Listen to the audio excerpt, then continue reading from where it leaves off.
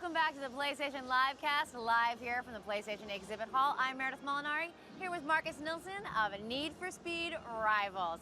Now, right now, let's talk about a little bit about Need for Speed Rivals. I was a big fan of Hot Pursuit, and I know this one also includes a cop car, but it's a little bit different this time. Yeah, you could argue that it's actually quite a lot different from Hot Pursuit. Hot Pursuit was a very kind of bespoke, choose from a menu experience. Cop versus races, absolutely. Weapons, pursuit tech to take down your rivals. This time around, it's an open world, massive open world, lots to do. Play as either a cop or a racer, but the big difference from, I guess, Hot Pursuit in that regard is that they're very different. You play through racer in one way, and you play through cop in a totally different way. Now, just to give our audience live home, this is a live demo going on right now. It is indeed, yeah. It's live, what you were watching. Just like we are live, the demo is actually live right here. Exactly. This is obviously one of our racers. Exactly, and it's obviously a Ferrari. Yes, I know Ferrari's back. It's a Ferrari 12, what was it, Berlinetta? It's the Berlinetta, F12 Berlinetta. It's back in the game after 7 years not being in Need for Speed. Obviously, we're proud of that. And, having a game about exotic cars and not having Ferrari is not really the perfect fit. So now they're back, and they're great to drive, and they obviously look great as well. Now, one of the things I was reading about is that the racers actually can have, they can get speed points. And then you can wager those speed points in the game to unlock different rewards. Can you talk a little bit about that? Yeah, I can do that and kind of correct the small mistakes in what you said yes, there. Please correct all my mistakes. What this is that it's a high-stake risk and reward scoring system, and it kind of goes back into that the cop and the racer are different. As a racer, you will go out in the world like this guy's doing now. You can see how he's collecting points. Right now he has 34,000 points, if you can see that at home. You can also see there's a number underneath that times 4. That means that every action he makes right now, he's making more and more points. It exponentially goes up actually, but to actually get those points, you need to go and bank them. And that's where that risk and reward comes in, right? Because the longer he stays out, the more points he's going to make. Right. But the cops are going to get more and more value from taking him down, and he's also more highlighted on the map to cops. So if the cops take him down now, he will lose all those 37,000 points right now, and the cop will take them. So it's a really cool, new, interesting scoring mechanic, which is kind of leaves you on the edge of your seat all the time, and really brings energy and excitement to the experience. Absolutely. All right, let's just watch for a minute and listen to some of the actual gameplay that's going on right here.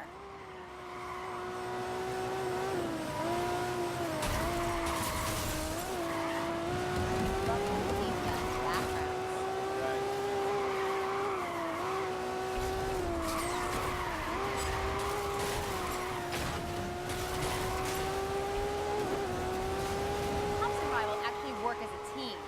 Is that correct? They can. Okay. They can work as a team. Actually, it's beneficial for them to work as a team.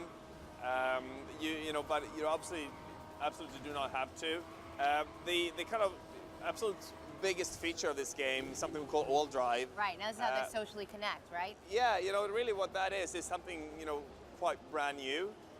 Instead of having a single player experience, a co-op experience, and a multiplayer experience, we simply have one Need for Speed world, and you choose how to experience that. The way that works is that if you're playing the game, you're playing Rivals, and then I start playing Rivals and we're friends, that means that I'm going to be put into your world. So you can still be playing single player on your end, go through the progression. I'm playing single player, going through my progression. We do not need to see each other, even we want to, obviously. But then if it happens, and we happen to be on the same street or the same road, we go into either co-op or multiplayer experience seamlessly. There's no lobbies, no waiting. It just happens through player action, really. That's great. So basically it's kind of like keep an eye on your rear view. You never know when someone's going to come up behind you. Exactly. You need to keep out for your enemies and your friends. That's really great. Talk to me now, what about the aesthetic customization of the vehicles? Can the drivers actually, with their race cars or the cop cars, customize them? Yeah, in a game where we go, obviously you can play through this game, offline alone, if you want that. But this layer of all drive really adds a layer of playing with others. And when we have that layer, I think it's important to have a car that can actually express who you are. So if I want to have, show my love and have a red car with some decals on, obviously I want to be able to do that. So you can change color, you have license plates, you have decals on the car, you can change the rims and change the color of the rims. Great. So it's really, we want to be able to kind of give you the tool set to personalize yourself and your car. Cool. Now we saw the little EMP come up before. You got shockwaves. Any other gadgets at their disposal? There will be a number of gadgets in this game, which will all kind of fit into the progression of the game. Okay. The EMP is one of them. They will be upgradable, as in charge up time, the actual damage they make, and it really creates that spice, in the racing world. We're thinking a lot of kind of the rock, paper, scissors mechanics of that. So what you do, I can kind of counter, but when I do something, you can counter that, and at the end of the day, someone's going to win, right? That's great. Now, as far as All Drive is concerned, is that available online only, or can that be local as well? So All Drive itself is not a game mode per se. It's just a way of playing. So if you're playing this game alone, you will be playing it with AI, obviously. Yes. And the way it's going to play out is that you start playing this game, you go through the kind of tutorial, and we're going to ask you, do you want to let other people into your game or not? And if you do you want that to only to be friends, or do you want to open it to everyone? Oh, great. So you can kind of control who comes in and out of your racing world. Absolutely. And if you then, when you play, open up to friends, and we are friends, I can easily come into your world totally seamlessly. You won't even notice it. That's so great. All right, well, release date, when can we get our hands on it? You can get the hands on the PS3 version of this on the 19th of November. Great. It's obviously also on PS4 at a later date. All right, awesome. Any other things besides the Ferrari F12s or the Berlinetta? Any other exotic cars that you want to tell us about? Well, they're 55 to 60 cars. Wow. They're all kind of hand-picked and exotic in their own ways.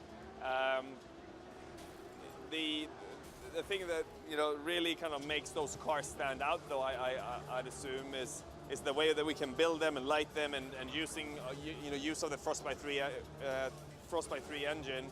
It is what's propelling Battlefield 4 as well, right? It's a very, very capable engine.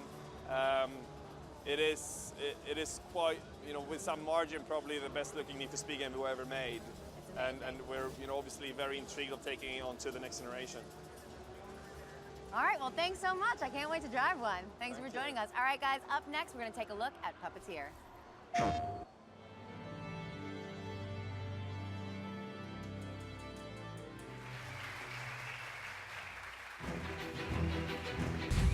A short time ago, in a galaxy far from far away. Prepare for an astonishing adventure, full of mystery, full of danger, and full of artistry. At stake were not just one boy's fate, but the fate of the whole moon, and the Earth, and the sun, and galaxy.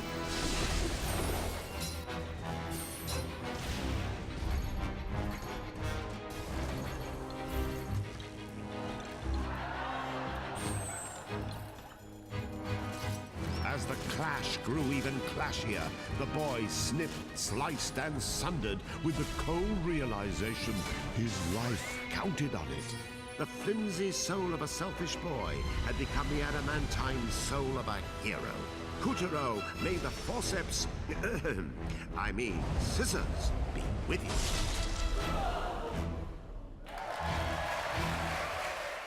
PlayStation